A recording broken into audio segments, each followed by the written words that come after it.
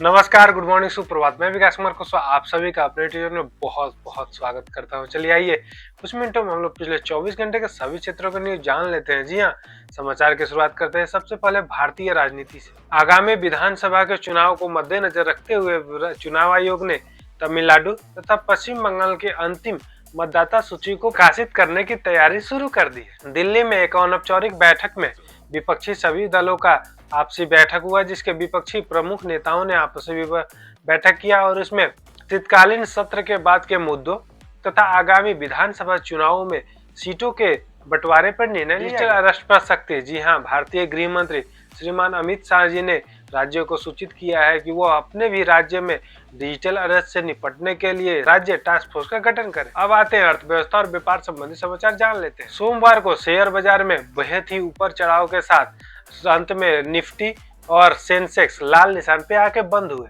वैश्विक मंदी की आहट और विदेशी धारकों के बिकवाली का असर भारतीय बाजार पर देखा। रुपए की स्थिति। जी हां, रुपए डॉलर के अपने सबसे निचतम स्थान पे आके बंद। कॉर्पोरेट जगत में रिलायंस तथा टाटा इंडस्ट्रीज के हरित क्षेत्र में निवेश की आपसी प्रतिस्पर्धा की बातें चर्चा में। बातें रक्षा और सुरक्षा संबंधी समाचार जान लेते हैं। जी हाँ, एलओसी के निकट निगरानी बढ़ा दी गई है। कश्मीर के राजौरी और पुंछ सेक्टर में भारतीय सेना सर्च ऑपरेशन कर रही है। नेवी का नया जहाज। जी हां, भारतीय नौसेना ने अपने नए स्टेल्थ गाइडेड मिसाइल डिस्ट्रॉयर का समुद्री पर्यवेक्षण का सफलतापूर्वक चरण पूरा कर लिया। अब आते हैं मौसम और यातायात संबंधी समाचार जानने का असर। जी हां, कोहरा उत्तर भारत के कई राज्यों तथा दिल्ली समेत बहुत सारे क्षेत्रों में कोहरा का घना असर पड़ रहा है, जिसके कारण दिल्ली एयरपोर्ट से दृश्यता बहुत कम थी, जिसकी वजह से 30 से अधिक फ्लाइटों में देरी हुई। Railway update. जी हां, घने कोहरे के कारण भारतीय रेलवे की 19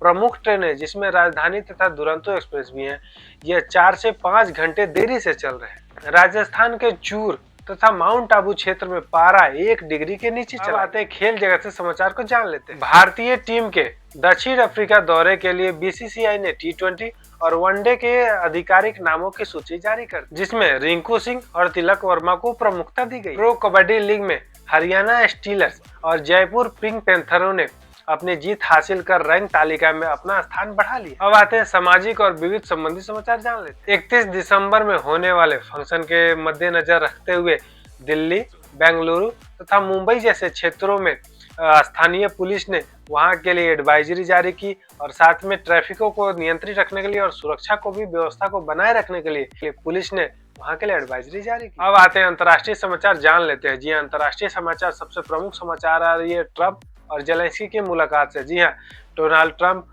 और यूक्रेन के राष्ट्रपति व्लादिमीर जेलेंस्की की मुलाकात फ्लोरिडा में हुई, जिसमें ट्रंप ने यूक्रेन को नाटो की सदस्यता के बजाय न्यूट्रल स्टेट और सुरक्षा की गारंटी देने का प्रस्ताव रखा।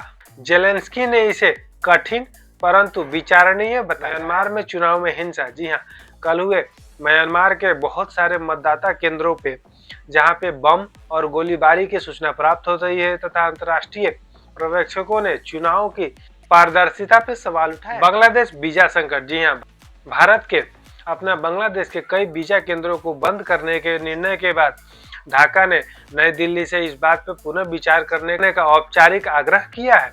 हालांकि भारत का बांग्लादेश में अल्पसंख्यकों को सुरक्षा देने के प्रति भारत का रुख अभी भी सख्त है। लाल सागर में हुती रिबलो द्वारा बैलिस्टिक मिसाइल से मालवाहक जहाज पर प्रहार किया गया, जिसका उत्तर देते समय अमेरिकी सेंट्रल कमांड ने भी यमन के अंदर 3 मिसाइल लॉन्चर केंद्रों को खत्म कर दिया। Global market crash. जी हाँ, अमेरिकी फेडरल बैंक के ब्याज दरों के कटौती के संभावना के बाद एशियाई बाजारों में भयंकर गिरावट देखने को मिली। जापान का निकी इंडेक्स 2.5% नीचे गिर गया। एप्पल ने अपना नया एआई लॉन्च किया। जी हाँ, एप्पल ने प्राइवेसी को मद्देनजर रखते हुए एक नया एआई लॉन्च किया, जिसके तहत उन्होंने यह दावा किया है कि यह बिना क्लाउड शेयरिंग के भी कार्य करेगा। पिछले 12 घंटों में बिटकॉइन अपने सबसे निचले स्तर पे आके बंद हुआ। ये रहे पिछले 24 घंटे के सभी क्षेत्रों को महत्वपूर्ण न्यूज। अब आपसे मिलते हैं कल नए वीडियो में तथा नए समाचार के साथ। तब तक अपना ध्यान रखिए। नमस्कार, जय हिंद।